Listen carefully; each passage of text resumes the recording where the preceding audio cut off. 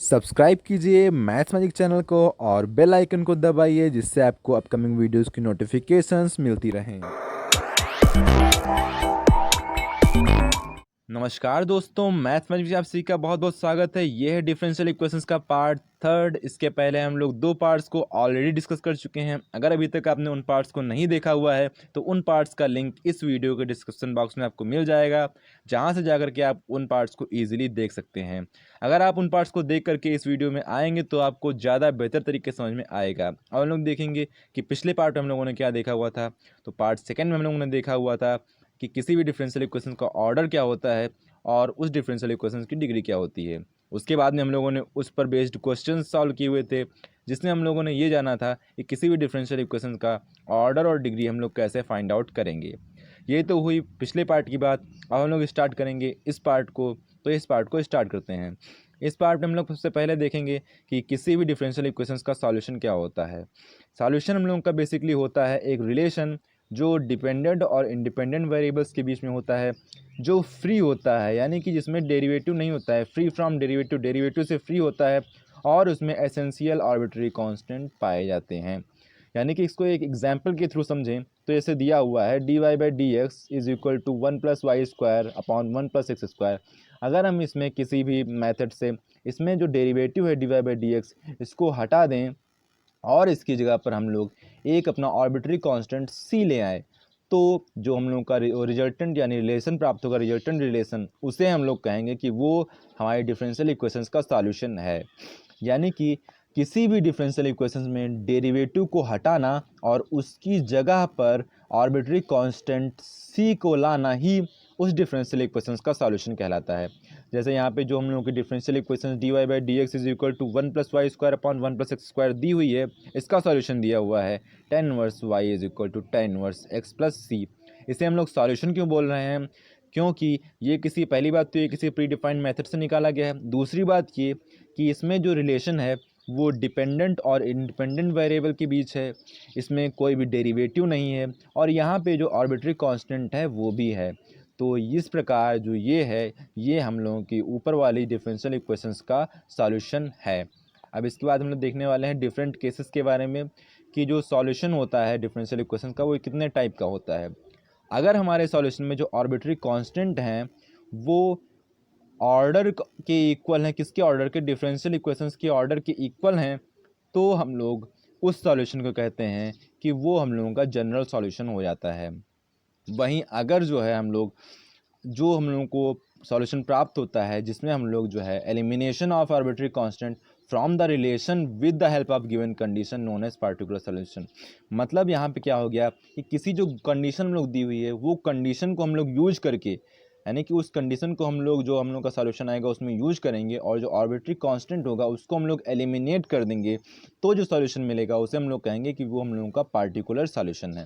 Third case होता है कि solution of differential equation which can not be obtained by manipulating arbitrary constant with given condition known as singular solution that is envelope of general solution।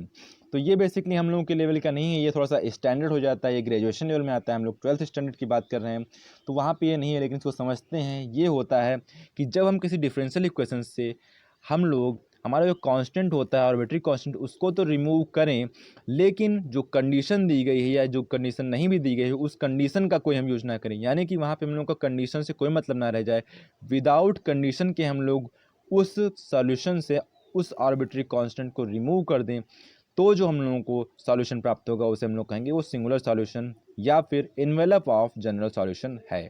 इसके बाद में हम लोग बात करेंगे कि जो है फॉर्मेशन ऑफ डिफरेंशियल इक्वेशंस क्या होता है। यानी कि डिफरेंशियल इक्वेशंस को हम लोगों ने सॉल्व तो कर लिया, लेकिन अगर हमसे कह दिया जाए डिफरेंशियल इक्वेशंस को बनाओ तो कैसे बनाएंगे डिफरेंशियल इक्वेशंस को, उसके बारे में हम लोग जानेंगे यहाँ पे।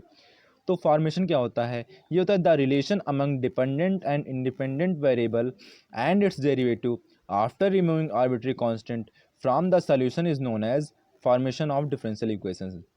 यानी कि जो सॉल्यूशन होता है जिसका जस्ट उल्टा होता है हम लोगों का फॉर्मेशन। फॉर्मेशन में क्या उल्टा होता है?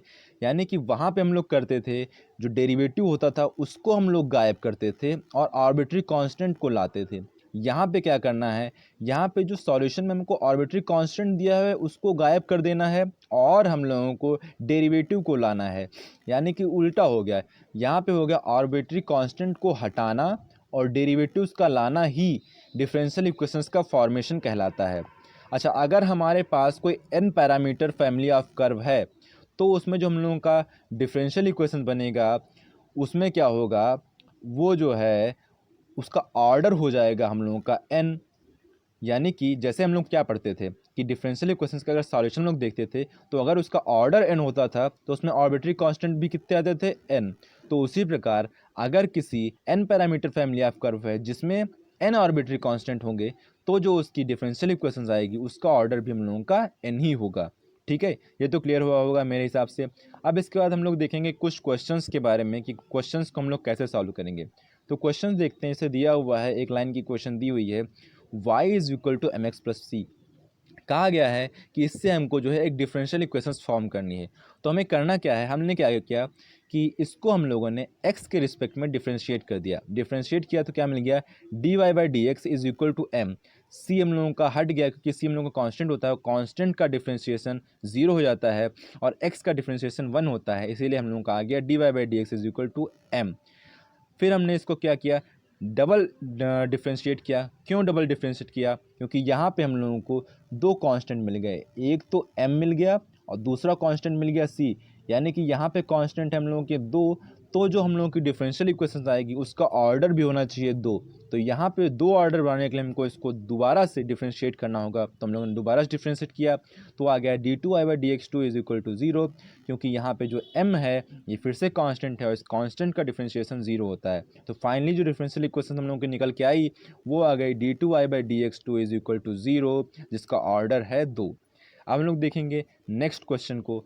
तो नेक्स्ट क्वेश्चन दिया हुआ है यहाँ पे हम लोगों के सामने, y is equal to a e to the power 2x plus b e की पावर माइनस का 2x। अगर हम लोग इसके सॉल्यूशन की बात करें तो सॉल्यूशन में क्या निकल के आ जाएगा, हम लोगों ने क्या किया, इसका डिफ्रेंशिएट कर दिया x के रिस्पेक्ट में, तो आ गया हम लोगों का y dash is equal to 2a e to the power 2x minus 2b e to the power minus 2x। फिर हम लोग क्या करेंगे, इसका डबल डिफ्रेंशिएट करेंगे, इसको डबल डिफ्रेंशिएट करेंगे। क्यों करेंगे, क्योंकि यहाँ पे दो कांस्टेंट, कौन कौन से, a एंड b, ये हैं हम लोगों के दो कांस्टेंट। तो दो कांस्टेंट का मतलब डबल, मतलब दो ऑर्डर की हम लोगों की डिफरेंशियल इक्वेशंस। तो उसके लिए हमें करना होगा दो बार डिफरेंशिएट। तो दूसरी बार डिफरेंशिएट किया हम लोगों को मिला क्या, y double dash is equal to 4a e to the power 2x plus 4b e to the power minus का 2x। इसमें से हम लोगों ने क्या किया, 4 कॉमन ले लिया, अंदर आ गया a e to the power 2x plus b e to the power minus का 2x। हमने देखा कि ये वैल्यू तो सेम है y के वैल्यू की जो हम लोगों को क्वेश्चन दिया हुआ था, तो इसकी जगह पे हम लोगों ने y को पुट कर दिया, तो आ गया y double dash is equal to 4y। अब 4y को दूसरी साइड में लेकर गए तो हो गया y double dash is equal to minus का 4y। अब y डबल डैश हम लोगों ने d two y by D x को dx2 को डिनोट किया हुआ था तो उसको हम लोगों ने रिप्लेस कर दिया, तो आ गया हम लोगों का d two y by D x two minus 4y is equal to 0। यहाँ पे ऑर्डर कितना है, दो, क्योंकि हम लोगों की जो क्वेश्चन दिया हुआ था, सॉल्यूशन दिया हुआ था, उसमें हम लोगों के कितने आर्बिट्री कांस्टेंट थे दो, इसीलिए ऑर्डर हो गया दो। अब हम लोग बात करेंगे नेक्स्ट क्वेश्चन के बारे में। तो नेक्स्ट क्वेश्चन दिया हुआ है y is equal to a sine x plus b. हम लोगों ने क्या किया, यहाँ पर भी दो कांस्टेंट a एंड b, ये कांस्टेंट हो गए हम लोगों के दो, यानी कि ऑर्डर कितने ऑर्डर की डिफरेंशियल इक्वेशंस आएगी, दो ऑर्डर की। तो इसको हम लोगों ने क्या किया, पहली बार डिफरेंशिएट किया तो आ गया हम लोगों का y dash is equal to a cos x plus B आ गया। अब हम लोगों ने क्या किया, इसको डबल डिफरेंशिएट कर दिया है तो आ गया y double dash is equal to minus a sine x plus b, क्योंकि कॉस थीटा का होता है डिफरेंशिएशन माइनस का साइन थीटा, तो हो गया minus a sine x plus b. अब हम लोगों ने देखा कि जो साइन एक्स प्लस बी है, जो ए साइन एक्स प्लस बी है, सॉरी, जो ए साइन एक्स प्लस बी है वो क्वेश्चन में दिया हुआ है, इसकी वैल्यू है y, तो हम लोगों ने सिंपली इसकी वैल्यू y यहाँ पे पुट कर दी, तो हो क्या गया, y double dash is equal to minus y. फिर हम लोगों ने क्या किया, माइनस वाई को उधर लेकर के गए तो हो गया y double dash is equal to y double dash plus y is equal to 0। फिर हमने क्या किया, यहाँ पे d two y by D x two को रिप्लेस कर दिया, वाई मतलब वाई डबल डैश को d two y by D x two से रिप्लेस कर दिया, तो आ गई हम लोगों की differential equation d two y by D x two plus y is equal to 0। इसका ऑर्डर कितना है, दो, क्योंकि हम लोगों का जो क्वेश्चन दिया हुआ था उसमें आर्बिट्री कांस्टेंट भी हम लोगों के दो थे। तो इस पार्ट में इतना ही। अगर अभी तक आपने हमारे चैनल को सब्सक्राइब नहीं किया हुआ है तो चैनल को सब्सक्राइब करें और बेल आइकन को दबा दें, जिससे आपको हमारे अपकमिंग वीडियोस नोटिफिकेशन मिलती रहें। इस वीडियो को लाइक करें और ज़्यादा से ज़्यादा शेयर करें। धन्यवाद।